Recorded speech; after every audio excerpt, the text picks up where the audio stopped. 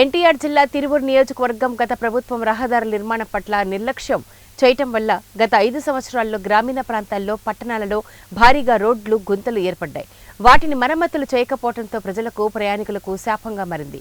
గత 2 రోజులుగా కురుస్తున్న వర్షాలకు గ్రామీణ ప్రాంతాల్లో పట్టణాలలో గుంతల్లో వర్షపు నీరు చేరి చెరువును తలపిస్తున్నాయి. అటుగా ప్రయాణించాల్సినటువంటి రాత్రి వేళల్లో భారీ గుంతల్లో వాహనాలు పడి ప్రమాదాలకు గురవుతున్నాయి. చేతులు కాళ్లు దెబ్బలు తగిలి ఆసుపత్రి పాలవుతున్నారు. గుంతలు పూడ్చి ప్రమాదాలు నివారించాలని ప్రజలు కోరుతున్నారు.